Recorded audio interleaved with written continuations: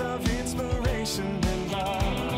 Oh, how we live and what we say, it's stamping up and it's our way to love, live and share. Bonjour et bienvenue sur Couleur Papier, je suis ravie de vous retrouver aujourd'hui pour une nouvelle débrouille du dimanche, puisque lors de ma présentation de la carte Patchwork au pivoine, plusieurs d'entre vous m'ont demandé à savoir comment réaliser l'enveloppe qui pourra accueillir une carte aussi grande. Si vous me suivez depuis quelque temps, vous savez que nous vendions un outil qui s'appelle l'enveloppe Patchboard, qui est particulièrement pratique pour réaliser les enveloppes, mais d'abord parce que on ne vend plus cet outil, mais en plus je vais vous montrer une technique super simple et qui ne nécessite aucun outil particulier. Vous avez votre massicot, c'est bon, vous avez ce qu'il faut pour pouvoir réaliser votre enveloppe. Et c'est ce que je vais vous montrer tout de suite. En fait, pour réaliser nos enveloppes, donc celles que j'ai faites ici, je vais vous en montrer deux formats. Un, pour pouvoir accueillir des cartes au format normal, standard. Et vous voyez que l'enveloppe est parfaite pour accueillir ce format de carte. Et une autre pour accueillir ces grands formats de cartes que je vous ai montré, donc qui font la moitié d'une feuille A4. Et en fait, pour réaliser nos enveloppes, on va commencer par se faire un gabarit. Et ce gabarit pourra être réutilisé aussi souvent que vous en aurez besoin. Pour commencer, il vous faudra un carré dans de la cartonnette, voire du carton un peu plus épais, comme celui-ci. Et en fait, moi, c'est simplement de la récupération des cartonnettes qui maintiennent nos papiers à motifs. Par exemple, quand vous achetez un pack de papier à motifs, il y a toujours une cartonnette un peu épaisse. Si vous achetez des papiers métallisés, vous aurez, comme ceci, du papier carton un peu plus épais. De la même façon avec le papier fenêtre. Alors, tous nos papiers qui sont vendus en grand format ont toujours quelque chose pour bien les maintenir, qu'ils ne soient pas abîmés. Et donc, je conserve toujours tous ces cartons là parce qu'on peut vraiment les utiliser dans notre atelier.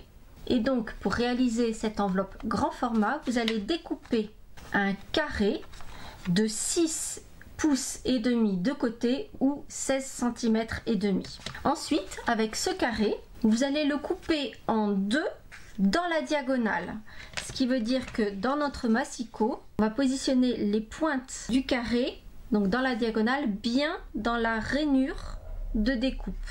Quand je coupe comme ça sur un angle, j'aime bien partir du milieu et revenir après sur les extérieurs pour couper. Donc on place vraiment bien notre carré.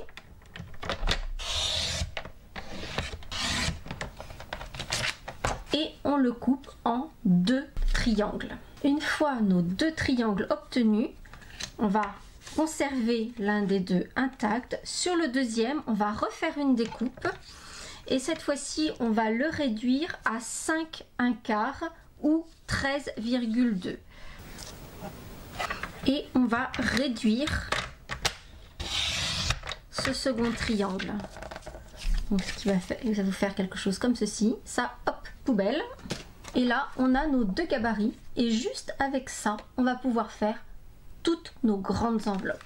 Pour ma part, je m'en suis fait un exemplaire également dans du carton plus épais. Je trouve que c'est encore plus pratique. Et en fait, j'ai tout noté dessus. C'est-à-dire que je sais que c'est pour faire des enveloppes grand modèle. Et sur le petit triangle, j'ai noté que c'était pour faire les côtés. Sur le grand triangle, j'ai noté que c'était pour faire le haut et le bas. Vous allez comprendre tout de suite pourquoi. Et j'ai noté également la base du papier que je devais prendre pour réaliser mon enveloppe. Ici, la base de mon papier pour réaliser l'enveloppe doit faire 11 1/4 ou 26,6 de côté. Ce que j'ai donc ici. Une fois que j'ai réalisé mes deux gabarits, avec toutes mes annotations, comme ça je pourrais les réutiliser à l'infini sans avoir à réfléchir par la suite, j'ai mon papier découpé au format qui m'est indiqué sur mon gabarit. Maintenant, je peux faire mon enveloppe. J'aime bien utiliser un de ces cartons dont je vous parlais tout à l'heure parce que je vais devoir marquer mon papier.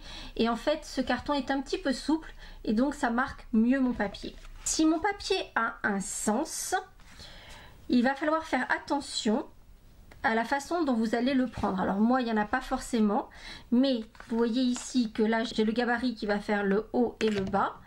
si mon papier avait des petits motifs dans ce sens-là, je ferai en sorte qu'ils arrivent dans le bon sens. Et je vais me mettre sur l'envers du papier, en tout cas celui qui sera à l'intérieur de mon enveloppe.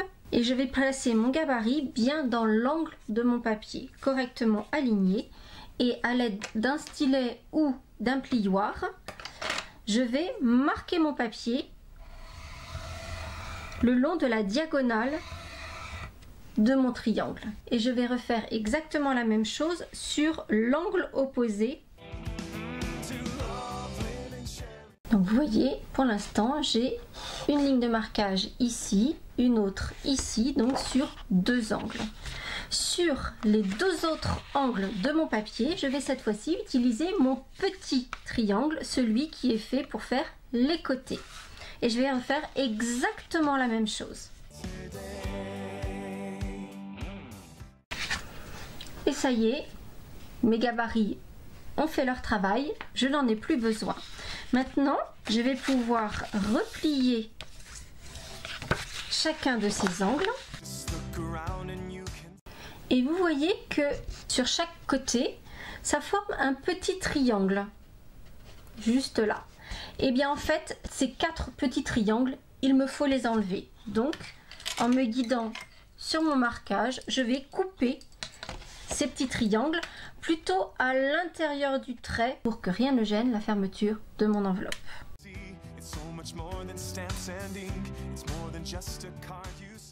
Une fois que ces petits triangles ont été supprimés du carré, et bien en fait j'ai mon enveloppe. La seule chose, c'est que à titre personnel, je trouve que cette petite pointe n'est pas forcément jolie, donc je vais fermer mon enveloppe. Pour l'instant elle n'est pas encore fixée, mais elle est mise en position, et je vais simplement faire un petit trait de crayon à l'endroit où se croisent les morceaux et enlever la pointe du rabat du bas, et comme ça tombe impeccablement. Si comme moi vous aimez les petits détails bien finis, vous allez pouvoir utiliser en plus votre perforatrice trio détaillée et venir arrondir le rabat de votre enveloppe.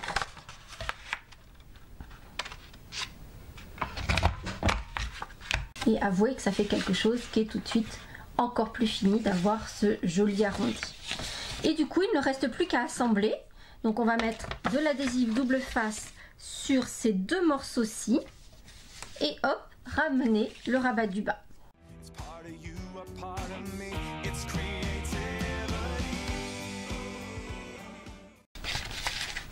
Et mon enveloppe est prête à accueillir sa carte à l'intérieur sans aucun souci. Comme je l'avais fait pour mes autres grandes enveloppes, je vais simplement prendre un petit bout de ruban qui va faire le tour de l'enveloppe. En fait, ça me permettra de ne pas avoir à fermer avec de l'adhésif mon enveloppe, et le rabat pourra venir juste se glisser sous le ruban.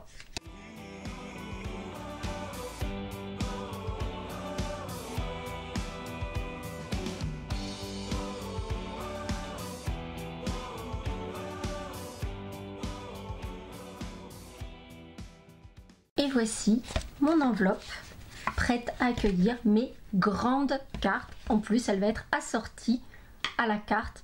C'est le petit détail qui fait toute la différence. Si vous voulez faire des enveloppes pour des cartes au format standard, il faudra fonctionner exactement de la même façon et confectionner votre lot de gabarits pour ce format de carte. Je vous mets toutes les mesures juste ici. Et je vous les remettrai évidemment sur le blog, vous aurez tout en détail. Donc au départ, il vous faudra couper un carré de 5 pouces 1/8 ou 13,1 cm que vous couperez en deux. Vous garderez un de ces triangles intact et sur l'autre moitié, vous ramènerez ce triangle à 3/4 de côté ou 9,5. Et pour réaliser une enveloppe standard, il vous faudra une base carrée dans le papier de votre choix. Ce carré devra mesurer 8/4 de côté ou 21 cm et vous fonctionnerez exactement de la même façon. Vous pouvez ensuite ranger tous vos petits gabarits bien au chaud et les ressortir à chaque fois que vous en aurez besoin. Je pense même que cette technique est encore plus rapide qu'avec l'enveloppe punchboard. J'espère que cette débrouille du dimanche vous aura plu. Si c'est le cas, vous n'hésitez pas à mettre un petit pouce en l'air. N'hésitez pas également à me dire si vous auriez envie que je vous propose une autre débrouille du dimanche pour les cartes petit format, c'est-à-dire les cartes qui font 3 pouces et demi par 5. Donc c'est ces petits formats que j'affectionne tout particulièrement, ou les mini cartes de 3 pouces sur 3 pouces. Si vous avez envie que je vous fasse une suite à cette débrouille du dimanche avec les enveloppes à réaliser pour les cartes petit format, n'hésitez pas, mettez-moi ça en commentaire et je vous retrouve très vite pour de nouvelles aventures créatives. À très bientôt. You can do most anything, so just do what you love. Live it, share it, you know it's what you dream.